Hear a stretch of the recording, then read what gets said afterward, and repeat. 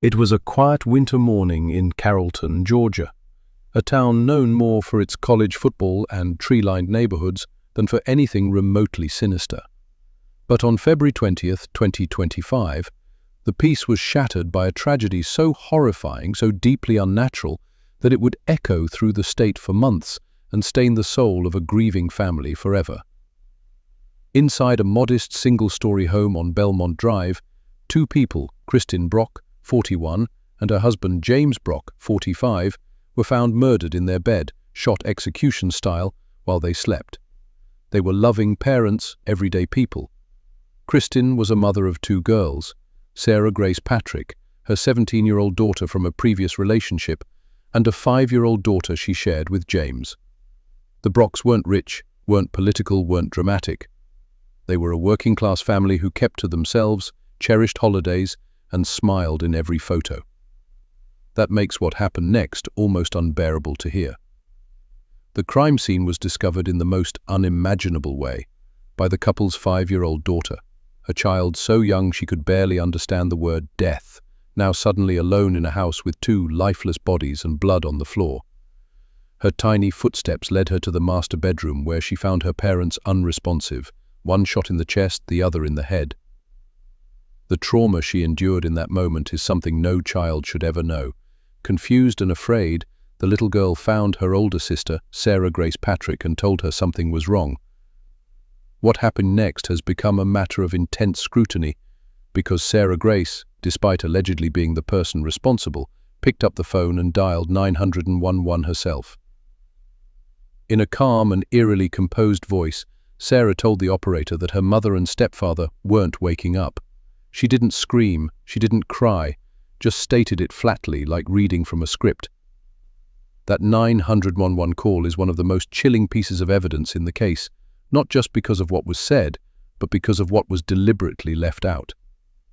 When officers from the Carrollton Police Department arrived at the home just minutes later, they found the front door unlocked. There were no signs of forced entry, nothing appeared stolen. The TV was still on in the living room and breakfast dishes were in the sink. It looked like any normal Thursday morning, except for the silence. And then they saw the bedroom. The officers entered slowly, their radios silent, guns drawn. On the bed, side by side, were Kristin and James Brock, both pronounced dead at the scene. Blood had soaked through the mattress. There was no sign of struggle, no defensive wounds, no panic in the house. Whoever had done this knew the layout of the home, knew exactly where the victim slept, and had carried out the murders with precision while they were most vulnerable. Back in the living room, Sarah Grace sat on the couch. She had changed clothes. Her voice was soft. Her phone was in her lap. She didn't cry when officers told her that her mother and stepfather were gone. In fact, she simply nodded and asked if she could go charge her phone. The responding officer later wrote in his report that something about her demeanor didn't sit right. Initially, Sarah was treated as a witness, a traumatized teenager who had just lost her family. But within hours, detectives began asking questions, and the answers didn't make sense. Where was Sarah during the night? Why hadn't she called 911 immediately after her sister discovered the bodies? Why did neighbors report hearing soft pops around 3 a.m., but no screams, no sounds of panic? As detectives secured the home and began collecting evidence, they made disturbing discoveries. A black hoodie was found in the laundry bin with blood traces. In Sarah's room, they recovered a journal. One of the final entries read only 4 words, scrawled in blue ink: "This is a murder story." It was more than just a teenage poem or angsty metaphor. It was a confession, hidden in plain sight. And it aligned all too perfectly with what had happened in the house that night. The gun used in the murders, believed to be a .40 caliber handgun, belonged to James Brock. He kept it in a locked nightstand drawer, but there were no signs the drawer had been broken into. That suggested someone with access to the key, someone in the home, someone like Sarah. Forensics teams spent the next 24 hours collecting fingerprints, DNA, and analyzing the trajectory of the gunshots. The evidence was stacking up quickly. Powder residue was later found on clothing in Sarah's closet. The bloodstains on the hoodie were a partial match for Kristin. The timeline, the 911 call, the lack of forced entry, the note, it all began pointing to a single horrifying conclusion. The 17-year-old daughter had committed the murders. By the end of that week, Sarah Grace Patrick was taken into custody and charged as an adult with 2 counts of first-degree murder and 2 counts of aggravated assault. Her mugshot showed a young girl with hollow eyes and a flat expression, far from the smiling selfies that once filled her TikTok profile. And what made the case all the more bizarre was that just hours after the murders, Sarah posted a video tribute online, a eulogy-style TikTok with sad music, a slideshow of her mother's and stepfather's pictures, and a caption that read, "Please keep my family in your prayers. I'm broken." To the public, it looked like a grieving daughter reaching out for support. But investigators believe it was something else entirely, a performance, an attempt to create distance between herself and the crime she had just committed, a calculated move to control the narrative before the truth caught up with her. The arrest of 17-year-old Sarah Grace Patrick sent shockwaves through the small Carrollton community. People struggled to process it. The idea that a high school student, one who had just days earlier posted smiling selfies, prom prep videos, and family moments on TikTok, could be capable of something so dark, so irreversible. But law enforcement was no longer working off speculation. The physical evidence painted a grim and undeniable picture. After securing the scene on Belmont Drive, forensic teams worked for over 30 hours inside the home. What they found only deepened the horror. The gun used in the double homicide, a Glock registered to James Brock, was missing. But gun cleaning supplies were found in the laundry room, with residue on paper towels that matched the gun's caliber. A pair of rubber gloves was discovered in the kitchen trash bin.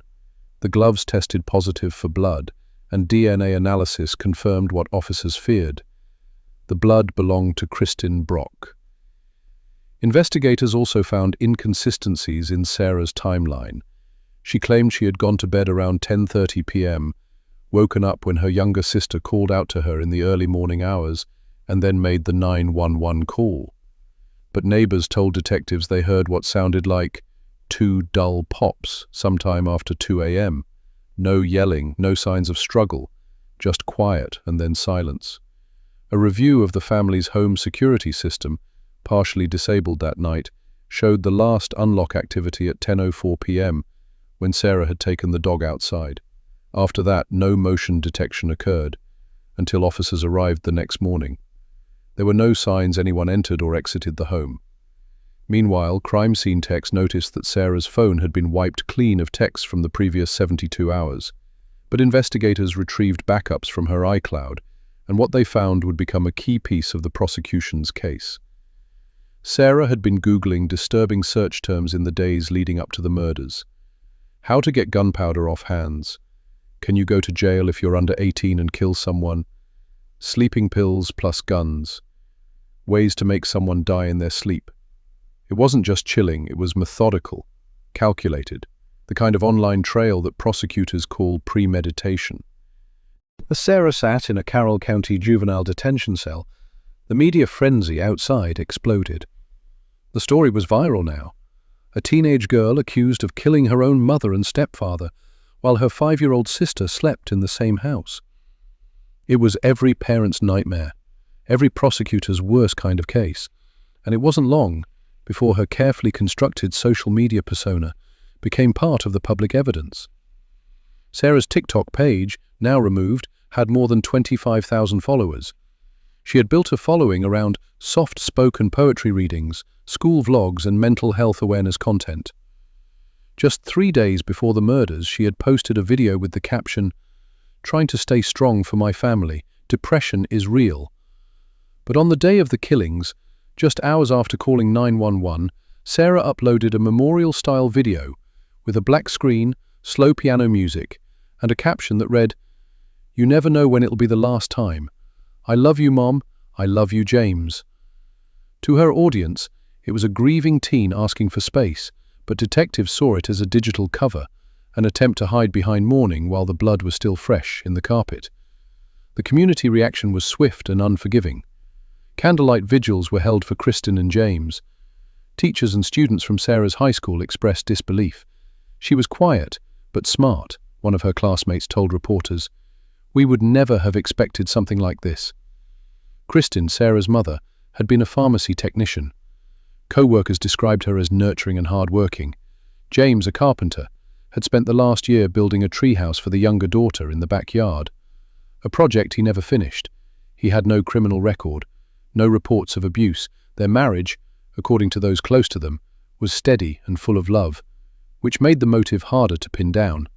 In her initial interview with investigators, before the arrest, Sarah had remained quiet, answering only basic questions and requesting to speak with a guardian. But once charges were filed and she was officially read her rights, Sarah broke her silence. According to sources close to the case, she told detectives, "I thought I could live without them. I thought I needed to." It was not an outright confession, but it was enough to disturb every person in the room. Detectives speculated that the motive might be rooted in resentment, possibly fueled by typical teenage rebellion, untreated mental health issues, or a hidden conflict in the home. But there were no signs of abuse, no therapy records, no CPS involvement, nothing that legally or medically explained the violence that unfolded in that bedroom. The 5-year-old sister, now in the custody of extended family, had to undergo multiple forensic interviews with child psychologists. She had walked in and seen her mother's body, face down, a bullet wound to the temple. She had shaken her mum, cried, then ran to get her sister. Her words in the 911 call were simple, heartbreaking. "Mommy's not waking up. I think she's sleeping too long." 911 dispatch released a redacted transcript of the call, verifying that Sarah made the actual call, but it was the little sister who had discovered the scene first. That sequence became crucial in the case timeline. By April 2025, Sarah Grace Patrick was indicted by a Carroll County grand jury on all charges. Prosecutors announced that she would be tried as an adult. If convicted, she could face life in prison. Her defense attorney filed an early motion suggesting that Sarah had limited capacity and requested a mental health evaluation. A psychiatrist was appointed to determine whether she was fit to stand trial. Early results, though sealed, reportedly indicated that Sarah understood the nature of the charges against her and the proceedings, meaning she would likely be deemed competent. The story was picking up national attention now, drawing comparisons to other rare but unforgettable cases of teenage perpetrated familicide. But Sarah's case felt different. It wasn't rage-filled, it wasn't impulsive. It was planned, quiet, hollow. That note in her journal, "This is a murder story," haunted every person involved. No one knew if it had been meant as a confession, a threat, or just a twisted line in some imagined story. But what everyone did know was that 2 lives were gone. A third, her sister's, was forever scarred, and Sarah's life was now confined to courtrooms and detention walls. And still, no one knew the full reason why. By mid-April 2025, the courtroom in Carroll County, Georgia had become the center of a nightmare that still didn't make sense. The girl sitting in the defendant's seat didn't look like a killer. She wore a plain navy jumpsuit, her wrists cuffed, her hair tied back loosely. 17-year-old Sarah Grace Patrick looked more like a quiet honor roll student than a teenager accused of slaughtering the 2 people who raised her. But the evidence was stacked high, and her expression remained blank. The state's prosecutor read the charges aloud once again. 2 counts of murder, 2 counts of aggravated assault, and 1 count of endangering a minor. In the front row of the gallery, extended family members of Kristen and James sat in silence, faces pale, arms crossed, heads low. Sarah's attorney requested a delay in entering a plea. The reason? Her defense team had filed for a comprehensive psychological evaluation, claiming Sarah had shown signs of emotional instability, trauma-induced dissociation, and potential psychosis. The judge agreed, ordering a full psychiatric review. Sarah was then transported to a secure juvenile facility under medical supervision. For 30 days, she was observed by forensic psychologists and trauma experts, all trying to determine if this teenager had truly understood the weight of what she had done. Could she distinguish right from wrong? Was she delusional, manipulative, or just broken in some irreparable way? The findings weren't made public at first, but whispers leaked from courthouse insiders. Sarah was cooperative during the evaluation. She responded calmly to most questions. She drew pictures. She described dreams. one where she walked through a burning house but felt nothing. She spoke of her mother, Kristin, as kind but never really present. Of James, she said, "He was quiet. I didn't like his silence." She never once mentioned the 5-year-old sister now in foster care, now attending trauma counseling 3 times a week. The most chilling moment, according to an anonymous source close to the case, came when she was asked if she regretted what happened. Sarah looked at the doctor and replied, "I regret that I wasn't brave enough to do it sooner." That sentence changed everything. After the evaluation concluded in May 2025, Sarah was deemed competent to stand trial. She understood the charges, the consequences, and the reality that her future now depended on a jury. Any hopes of her defense arguing diminished capacity had been dealt a fatal blow. What followed next only added to the bizarre and disturbing nature of the case.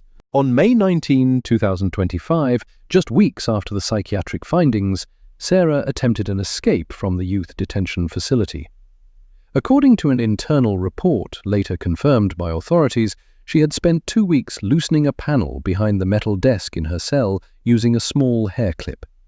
Staff discovered the breach during a routine inspection after a camera briefly lost signal. Sarah had apparently crawled halfway into the space behind the wall before being pulled back by officers. She didn't scream, didn't cry. She simply looked at them and said, "I just needed some air." The escape attempt was unsuccessful, but it told prosecutors and the public something they already suspected. Sarah Grace Patrick was capable of long-term planning and manipulation. She wasn't confused. She wasn't unaware. She was, by all legal and medical standards, in control. The story hit the national news again. True crime channels, local papers, even parenting blogs began dissecting every available detail. Photos of Kristin and James were shared widely.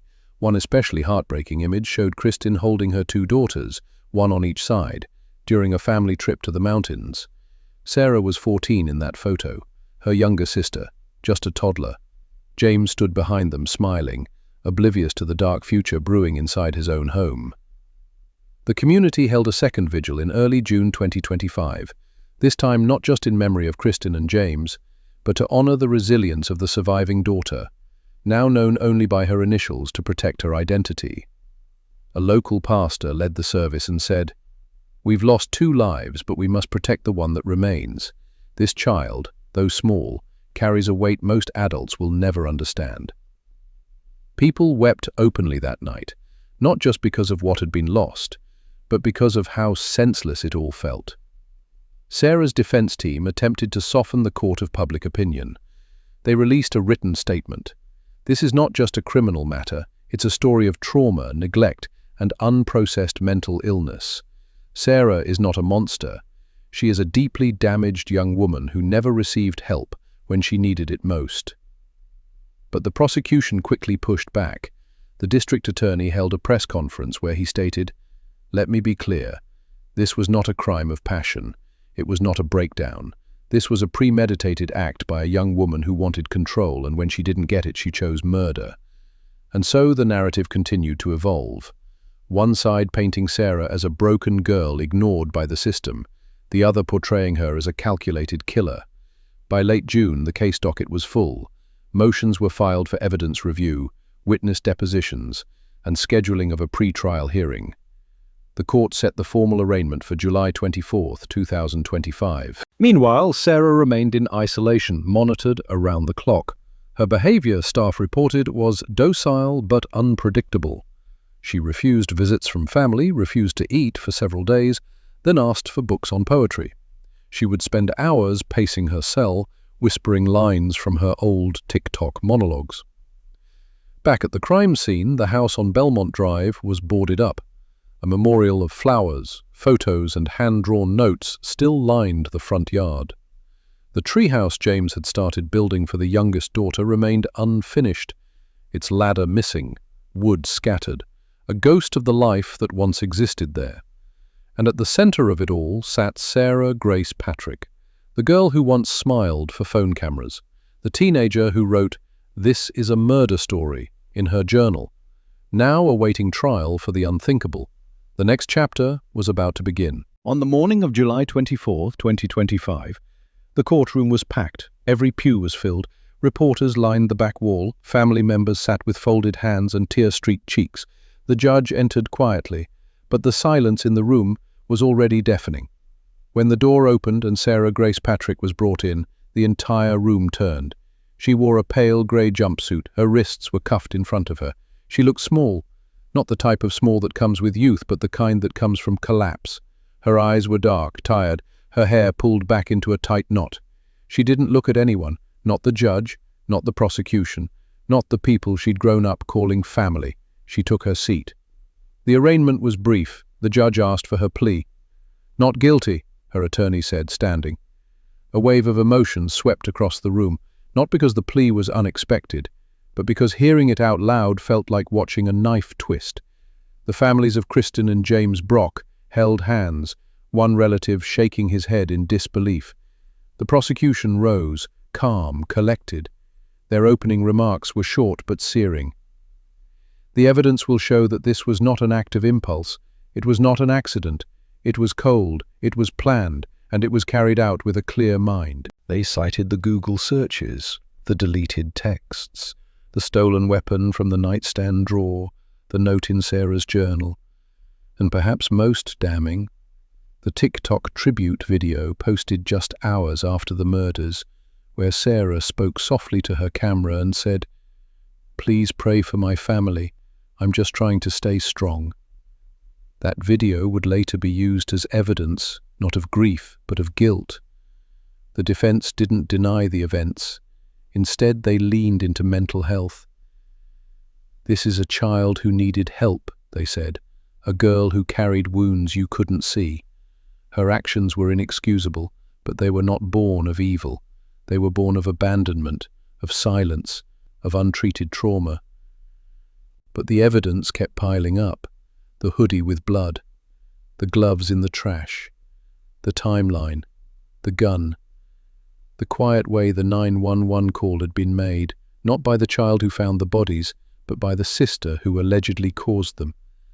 The prosecution described how the 5-year-old sister had shaken her mother's body, saying, "Mummy, get up," before walking barefoot to find Sarah. It was that child who unknowingly stood at the center of the entire case. She had no idea that her words had unraveled everything. She had just wanted her mom.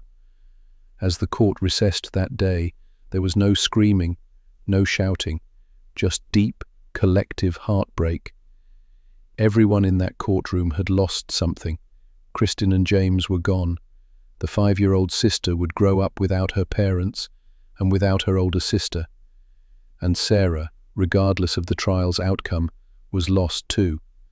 Whether she would spend her life behind bars or in a psychiatric institution, the truth remained. The family was gone.